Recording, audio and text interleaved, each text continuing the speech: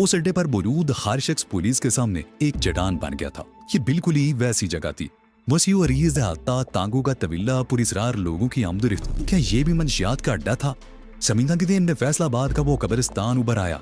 यहाँ 9 लाख ने मनशियात का अड्डा कायम कर रखा था। और जब शारिक उसे वहां लेकर गया था तो पुलिस ने छापा मार दिया था और यहीं से उसकी बर्बादी का असल दौर शुरू हुआ था। और शारिक अब फिर उसे एक ऐसी जगह पर ले आया था। वो जैसे ही तांगों की आड़ से निकले, बाईं तरफ एक मीनार देखकर समीना चौंके बगैर ना रह सकी। मीनार के गुंबद पर ऊपर एक मदम रोशनी का बल्ब जल रहा था, जबकि दाईं तरफ 2-3 कमरे, उनके सामने भी एक बल्ब जल रहा था। समीना रुक गई। ये तुम मुझे कहाँ नहीं आए हो? उसने अजीब सी नजरों से शारिक की तरफ देखा। ये मेरा अड्डा है, तुम्हें डरने की जरूरत नहीं, चलिए आओ, शारिक ने कहा। 2 कमरों के दरवाजे खुले हुए थे और दोनों कमरों में रोशनी हो रही थी। शारिक उनमें एक कमरे में दाखिल हो गया। समीना दरवाजे के बाहर ही रुक गई। आओ शारिक बाऊ, मैं तो बहुत देर से तुम्हारा इंतजार कर रहा था।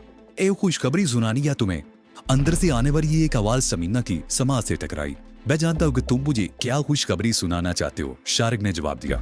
तो तुम्हें पता चल गया है, पहली आवाज ने कहा। इत्तफाक से मैं उस वक्त भी चौक में ही था, शारिक ने जवाब दिया। पुलिस ने यह कार्रवाई शुरू की तो मैं वहां से निकल गया था। 9 लाख कहाँ है? दूसरे कमरे में शायद सो गया है, पहली आवाज ने जवाब दिया। अरे 1 मिनट रुको, शारिक की आवाज सुनाई दी और फिर दूसरे लम्हे वो बाहर आ गया। अरे तुम यहाँ रुक गई हो, अंदर आओ। शारिक उसी हाथ से पकड़कर अंदर ले गया। कमरे में शारिक के अलावा 2 आदमी और थे। उनमें एक गामा था और दूसरा हनीफ, जो निक्के पहलवान का आदमी था। एक लड़का रात से उनके साथ था। वो दोनों समीना को देखकर चौंके बगैर नहीं रह सके थे। वो अजीब सी निगाहों से उसकी तरफ देख रहे थे। बैठो भाई, खड़े क्यों हो? शारिक ने समीना का हाथ पकड़कर उसे दरी पर बिठा दिया और खुद भी दीवार से टेक लगाकर बैठ गया। समीना भी दीवार से टेक लगाए हुए थी। उसने दोनों घुटने उठा रखे थे और इस तरह बैठने से वो बड़ी इंजनसी महसूस कर रही थी। ये कौन है शारिक बाबू? गामे ने शारिक की तरफ देखते हुए सरगोशियाना लहजे में पूछा। अपना दोस्त है, जरा 9 लड़के को बुला कर लाओ, शारिक ने कहा। दामा बाहर निकल गया। कुछ देर बाद वापिस आया तो उसके साथ 9 लड़का भी था। उसे सोते से जगाया गया था। वो आंखें मल रहा था। उसने पहले शारिक की तरफ देखा और फिर समीना की तरफ देखने लगा। इसे जानते हो 9 लखे? शारिक ने पूछा। 9 लखा चलने में समीना की तरफ देखता रहा, फिर नवी में सारी ला दिया। समीना के होंठों पर खफीफ सी मुस्कुराहट आ गई। 9 लखा एक बार फिर चौंक गया। 1 मिनट शारिक बाबू, वो मोदा बस, शारिक ने उसे टोक दिया। अगर पहचान गए हो तो खामोश रहो। वो गामे की तरफ मुतवज्जो हो गया। हाँ गामे, तुम कुछ कह रहे थे। मेरा मतलब है वो खुशखबरी। लक्ष्मी वाले ड्रामे से पहले कुछ हुआ हो तो बताओ। आज दिन में किसी ने पुलिस को टेलीफोन पर इतला दी थी कि निक्के पहलवान को कत्ल कर दिया गया है।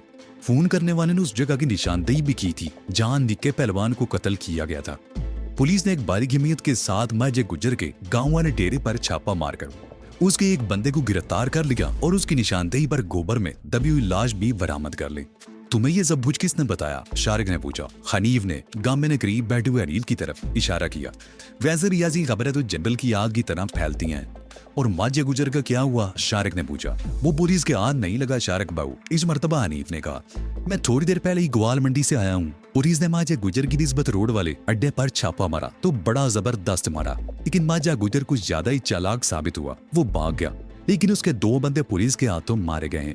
एक पुलिस वाला भी अगले जान पहुंच गया है। अड्डे में जितना भी माल था वो पुलिस के कब्जे में पहुंच गया है। गुड। शारिक के ऊँटों पर मुस्कुराहट और गहरी होगी। और मौली भी अमीर का क्या हाल है? उसके कदम जम रहे हैं शारिक बाबू, गामे ने जवाब दिया। फिलहाल उसे कोई खतरा नहीं। माजे गुजर की तो कमर ही टूट गई है, उसे संभलने में बड़ा वक्त लगेगा और उस वक्त तक मौलवी अमीर ही नहीं पूरे शहर में हमारे कदम जम जाएंगे। माजे गुजर को तुम इतना कमजोर और बेबस मत समझो। उसे ये लो चोट लगी है, वो इसे आसानी से बर्दाश्त नहीं कर सकेगा। उसका वार बहुत खतरनाक होगा। अपने तमाम आदमियों को खबरदार कर दो कि वो मोहतात रहें, शारिक ने कहा। शमीना दीवार से टेक लगाए बैठी उनकी बातें सुन रही थी। उसके जिस्म में सनसनी सी लहरें दौड़ रही थी। ये लोग कतरो गारत की बातें इस तरह कर रहे थे जैसे किसी इंसान की जिंदगी इनके लिए कोई अहमियत ना रखती हो। समीना ने कन्नकिया से शारिक की तरफ देखा। वो सोच रही थी कि ये शायद शारिक का असल रूप था जो उसके सामने आ रहा था। शारिक के बारे में ये इंकशाफ उसके लिए खासा सनसनी खेज साबित हुआ था कि वो एक बहुत बड़े गिरोह का सरगना था और किसी दूसरे गिरोह से भी उनकी दुश्मनी चल रही है। समीना को अब ख्याल आ रहा था कि शारिक उसे बिला मकसद लक्ष्मी चौक लेकर नहीं गया था। उसे पहले ही से मालूम था कि पुलिस निस्बत रोड पर छापा मारने वाली है। वो इसीलिए वहां गया था कि पुलिस की उस कार्रवाई को अपनी आंखों से देख सके और फिर मुतमईन होने के बाद समीना को लेकर वहां से रुखसत हो गया था। और तुम्हारा बिजनेस कैसा है गामे? शारिक ने गामे से पूछा। ठीक ही है शारिक बाबू, गामे ने जवाब दिया। रकम जमा हो गई है, चाहे तो लेते जाओ, रकम भी अपने पास ही रहने दो। और हाँ, 9 लाख के कोई खराजात या किसी और सिलसिले में कोई तकलीफ नहीं होनी चाहिए, शारिक ने कहा। फिकर ना करो शारिक बाबू, गामे ने कहा। 9 लाख के को बेटे होते हुए भला कोई तकलीफ हो सकती है? ठीक है, अब मैं चल रहा हूँ, कल किसी वक्त चक्कर लगाऊंगा, शारिक कहते हुए उठ गया। समीना भी फौरन ही उठ गई थी। 9 लाख उन्हें बाहर के गेट तक छोड़ने के लिए उनके साथ आया था। यह तुमने बहुत अच्छा किया समीना बीबी, क्या अपना हुलिया बदल लेगा, 9 लाख ने कहा। अब तुम आजादी से घूम फिर भी सकोगी और कोई तुम्हें पहचान भी नहीं पाएगा। मतलब तुमने तो मुझे पहचान लिया, समीना ने कहा, इसलिए कि मैंने तुम्हें पहले से देखा हुआ था। अगर शारिक बाबू मुझे खास तौर पर तुम्हारी तरफ मुतवज्जो ना करता तो शायद मैं भी तुम्हें पहचान ना पाता। बहरहाल अब तुम बड़ी हद तक महफूज हो, कोई आम आदमी तुम्हें नहीं पहचान सकता, 9 लाख ने कहा। लेकिन एक ऐसी बात है जो देखने वालों को शुबे में डाल सकती है। वो क्या? शारिक ने पूछा। वो ये कि देखने वाला इस शुबे में मुबतला हो सकता है कि ये लड़का है या लड़की, 9 लाख ने जवाब दिया। समीना का चेहरा सुर्ख हो गया, उसने एकदम रुख बदल लिया। शारिक और 9 लाख का कुछ देर तक बातें करते रहे। फिर शारिक ने उसे हाथ मिलाया और समीना का हाथ पकड़कर गेट से निकलकर गली में आ गया। जब वो घर पहुंची तो रात के 2 बज चुके थे। समीना बहुत थक गई थी। उसने कमरे में दाखिल होते ही दरवाजा बंद कर लिया और कपड़े तब्दील करने लगी। अपना लिबास पहनकर उसे बड़ा सुकून मिला था। उसने पैंट शर्ट उतार कर कुर्सी की पुश्त पर डाल दी और दरवाजा खोल लिया। शारिक लाउंज में कुर्सी पर बैठा हुआ था। उसने कपड़े नहीं बदले थे। मैं सोने जा रही हूँ और मुझे परेशान मत करना, बहुत थकी हुई हूँ, समीना ने उसकी तरफ देखते हुए कहा और मुड़कर पलंग पर लेट गई। शारिक ने वाकई से रात को परेशान नहीं किया था। समीना सुबह देर तक सोती रही, फिर शारिक भी देर से सोया था। 11 बजे के लगभग वो दोनों मेज पर बैठे नाश्ता कर रहे थे। ये सब कौन लोग थे? माजा मुजर कौन है और ये कतरो गारत ये सब है क्या? समीना ने उसकी तरफ देखते हुए कहा। मैं तुम्हें जानबूझकर वहां लेकर गया था ताकि तुम सब कुछ देख सको, शारिक ने कहा। क्या मतलब? तुम कहना क्या चाहते हो? समीना ने उसे घूरा। समीना, शारिक ने उसके चेहरे पर नजरें जमाते हुए कहा, तुम्हारी जिंदगी भी अब मेरी तरह एक नया रास्ता इख्तियार कर चुकी है। एक तरफ पुलिस तुम्हारी तलाश में है और दूसरी तरफ तुम अपने माँ बाप और अपने घर से महरूम हो चुकी हो। तुम अब वो जिंदगी नहीं गुजार सकती जिसकी तुमने कभी ख्वाहिश की थी।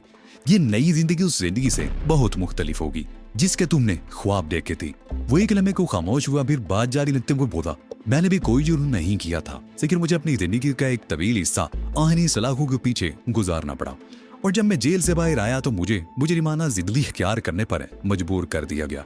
कानून के ये मुहाफिज मुझे इस रास्ते पर आगे धकेलते रहे। मैं अकेला था, तनहा, बेबस व मजबूर। एक तरफ शेरे पहलवान जैसे लोग थे जो मुझे इस दलदल की तरफ खींच रहे थे और दूसरी तरफ कानून के ये मुहाफिज मुझे बचाने की कोशिश करने की बजाय मुझे पीछे से उस खौफनाक दलदल की तरफ धकेलते जा रहे थे। फिर मुझे छांगा जैसे आदमी का सहारा मिल गया। उसने मुझे ये सबक पढ़ाया कि अपना हक मांगा नहीं छीना जाता है। छांगा एक बहुत बड़ा बदमाश था। केमन असले का स्मगलर न उसका नायब बन गया।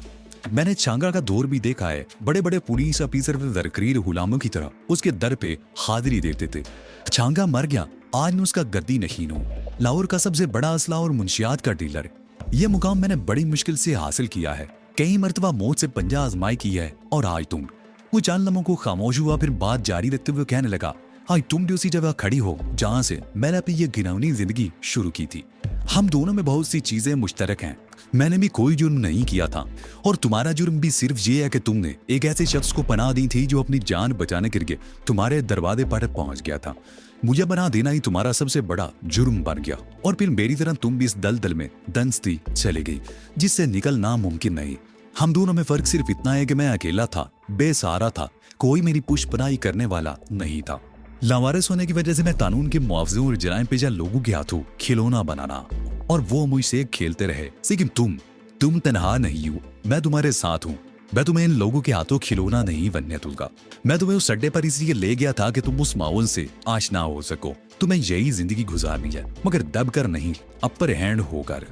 तो गोया तुम मुझे इस्तेमाल करना चाहते हो? समीना ने उसे घूरा। नहीं, शारिक ने जवाब दिया, तुम्हें जिंदगी के नशीबो फराज से अदा करना चाहता हूँ और अगर मैं इस दलदल में नाम फंसना चाहूँ तो? समीना ने कहा, दोनों रास्ते तुम्हारे सामने हैं, शारिक ने जवाब दिया। तुम्हें एक रास्ते का इंतखाब करना है। अगर तुम्हारे माँ बाप तुम्हें कबूल कर लेते हैं तो तुम अपने घर जा सकती हो। रहा पुलिस का मामला तो उससे मैं निपट लूंगा। जितना पैसा खर्च होगा मैं करूंगा। पुलिस के रिकॉर्ड से तुम्हारा नाम निकलवा दूंगा। दूसरा रास्ता वही है जो मैंने तुम्हें बताया है, यानी तुम्हें बाकी जिंदगी मेरे साथ गुजारनी होगी ज़ेरे ज़मीन दुनिया में। इस ज़ेरे ज़मीन दुनिया की मलका बनकर। इस दुनिया का अपना एक रंग है, बड़ी सनसनी खेज जिंदगी है ये।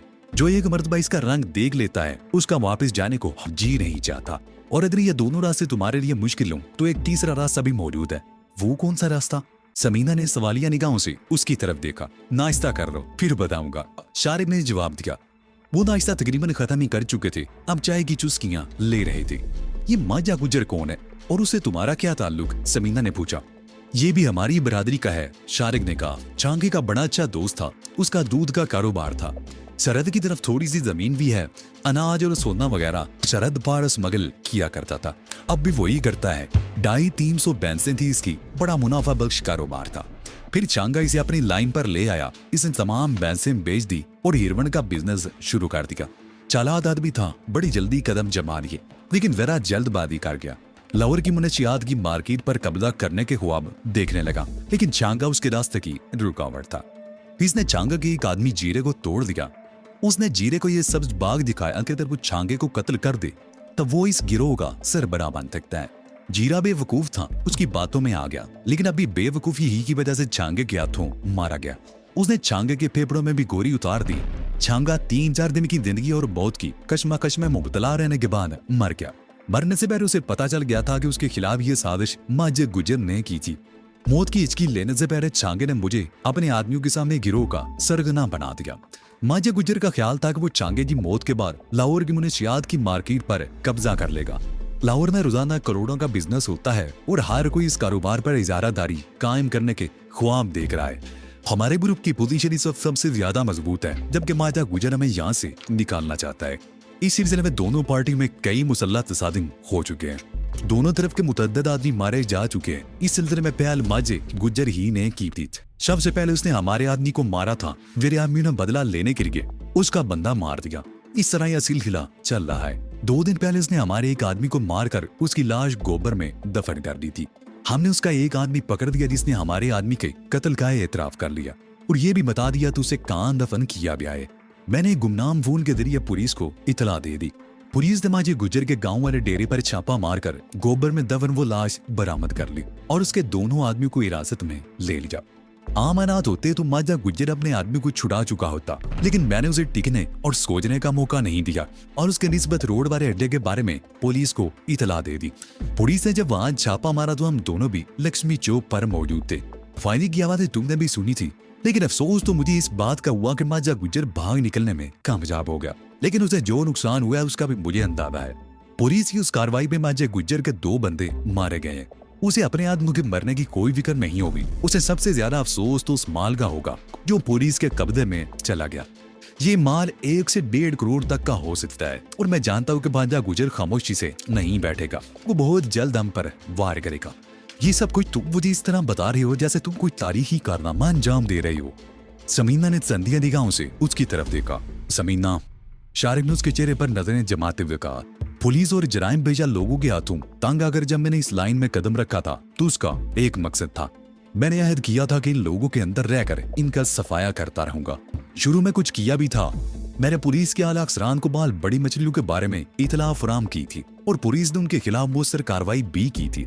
शेरा पहलवान लाहौर की मुनशियात की दुनिया का बेताज बादशाह समझा जाता था, लेकिन मैंने पुलिस के आला अफसरान को उसके खिलाफ कार्रवाई करने पर मजबूर किया और आज कोई शेर पहलवान का नाम भी नहीं जानता। ये हकीकत है कि पुलिस अगर दयानतदारी से काम करे तो कोई जुर्म नहीं पाल सकता, लेकिन अफसोस की बात तो ये है कि पुलिस में कुछ बहुत सी काली भीड़ें भी घुस आई हैं। बेशतर लोग ये अज़म लेकर इस महकमे में आते हैं कि वो दौलत बनाएंगे और अपने इस मकसद में कामयाब भी रहते हैं। पुलिस को सबसे ज्यादा कमाई उन जराइम पेशा गिरोहों से और उनकी आपस की लड़ाइयों से ही होती है। 2 गिरोहों के किसी तसादम में दोनों तरफ के कुछ आदमी पकड़े जाते हैं और उन्हें छुड़ाने के लिए पुलिस को लाखों रुपए रिश्वत दी जाती है। ऐसे ही लोगों की वजह से पुलिस वालों के बैंक बैलेंस बढ़ते रहते हैं और उनकी जायदादों में इजाफा होता रहता है। तुम्हें ये जानकर हैरत होगी कि मैं अपने इलाके के SHO को 1 लाख रुपए माहवार भत्ता देता हूँ। तुमने अमेरिकी माफिया के बारे में जरूर पढ़ा होगा। माफिया दुनिया की सबसे खतरनाक तंजीम है, लेकिन पाकिस्तान की ड्रग माफिया उससे भी ज्यादा खतरनाक है। इन्हें तापुज फराहम करने वाले असम्बलियों तक में मौजूद है। ये लोग करोड़ों रुपए खर्च करके अपने आदमियों को इलेक्शन में कामयाब करवाते हैं, जो असम्बलियों में बैठकर उन्हें हर तरह का तहफुज फराहम करते हैं। लाहौर की ये मंशियात के बेवपारी तो उनकी खाक के बराबर भी नहीं है, लेकिन यहाँ भी हर शख्स माफिया का डान बना हुआ है, बेरहम और सफाक। मैं यही सोचकर आया था कि मैं रह कर इनका सफाया करूंगा, लेकिन मेरे हाथ भी साफ नहीं रहे। मुझसे भी कुछ ऐसे जराइम सर दर्द हो चुके हैं कि मैं भी सर उठाकर नहीं चल सकता और ना ही कानून का सामना कर सकता हूँ। लेकिन मैं उस वक्त तक कानून से आंख विचोली खेलता रहूंगा जब तक मैं अपने मकसद में कामयाब नहीं हो जाता। मैं जानता हूँ कि चंद लोगों को जेल पहुंचा देने या मुनीशियात के चंद अड्डे खत्म कर लेने से माशरा पाक नहीं हो जाएगा, लेकिन उसका कुछ न कुछ असर तो जरूर पड़ेगा। अजीब बंतक है तुम्हारी। शमीना ने उलझी हुई निगाहों से उसकी तरफ देखा। माशरे को जराइम से पार करने की बात कर रहे हो, लेकिन खुद उसी दलदल में दंसे और अपने आप को बचाने की बजाय दूसरों को भी उसी में घसीट रहे हो। मैं नहीं जानती कि तुम अब तक कितने इंसानों को मौत के घाट उतार चुके हो, लेकिन कम से कम 2 कत्ल ऐसे हैं जिनकी गवाह तो मैं खुद भी हूँ। सलमान एडवोकेट और मोटर मैकेनिक मोहम्मद यूसुफ। मैं पहले ही कह चुका हूँ कि मेरे हाथ भी साफ नहीं है, शारिक ने कहा, लेकिन मुझे जो जराइम सरदर्द हुए उनमें इंतकामी जज्बा कार फरमाया। सबसे पहले मैंने उस शख्स को कत्ल किया जो मेरी बर्बादी का असल जिम्मेदार था। मैं एक नाकर्दा जुर्म की सजा भुगत कर जेल से निकला तो उस वक्त मेरे ज़हन में यही था कि सब कुछ भूल कर शराफत की जिंदगी गुजारूंगा। मैंने अपने बाप की छोड़ी हुई फलों की दुकान खोली। यही वो मौका था जब शेरे परवान ने मुझे गलत रास्ते पर लगाने की कोशिश की। अगर उस इलाके का पुलिस इंस्पेक्टर मेरी मदद करता तो आज मैं वो ना होता जो इस वक्त हूँ। लेकिन उस पुलिस ऑफिसर को तो एक नई आसामी मिल गई थी। वो अपने मफाद के लिए मुझे जराइम की तरफ धकेलता रहा। मैंने बचने की हर मुमकिन कोशिश की, लेकिन कामयाब ना हो सका और बिल आखिर इनके फैलाए हुए जाल में फंस गया। जब मैंने वो रास्ता इख्तियार कर लिया तो सबसे पहले मैंने उसी पुलिस ऑफिसर को फिताने लगाया जो मेरी बर्बादी का जिम्मेदार था। वो न जाने मुझ जैसे कितने गरीब लोगों को मुजरिम बना चुका था, सिर्फ अपने मफाद के लिए। वो कानून का मुहाफिज था, लेकिन कानून से उसे कोई हमदर्दी नहीं थी। वो सिर्फ दौलत कमाने के लिए इस महकमे में आया था, हमसे जर में। उसने कई घर उजाड़े थे। मैंने अपना इंतकाम लेने के लिए उसकी जिंदगी का चिराग गुल कर दिया। फिर सलमान एडवोकेट मेरे हाथों जानम वासिल हुआ, जिसने मेरे माँ बाप को कत्ल करवाया था। उसके बाद मोटर मैकेनिक मोहम्मद यूसुफ की बारी आई। उसने तुम्हें ब्लैकमेल करने की कोशिश की थी और मैं ये कैसे बर्दाश्त कर सकता था। उन तीनों आदमियों के कत्ल में मेरा जाती इंतकाम शामिल है। इसके अलावा जो कुछ भी हो रहा है उसमें मेरा ना तो कोई जाती मवाद शामिल है और ना ही इंतकाम का जज्बा। हाँ, इस बात से इनकार नहीं कर सकता कि कत्ल व गारत की इन वारदातों में मेरा किरदार मरकजी रहा है, लेकिन मारे जाने वाले ये वो लोग हैं जिनका अंजाम इससे भी ज्यादा खौफनाक होना चाहिए था। ये सिर्फ कानून की नहीं, इंसानियत के भी मुजरिम है। इन्हें जिंदा रहने का कोई हक नहीं। मैं जानता हूँ कि पकड़े जाने की सूरत में उनका कुछ नहीं बिगड़ेगा। ये चंद घंटों के बाद फिर बाहर आ जाएंगे, इसलिए मेरे ख्याल में ऐसे लोगों का मर जाना ही बेहतर है। और अपने बारे में क्या ख्याल है? शमीना ने चुभती हुई नजरों से उसकी तरफ देखा।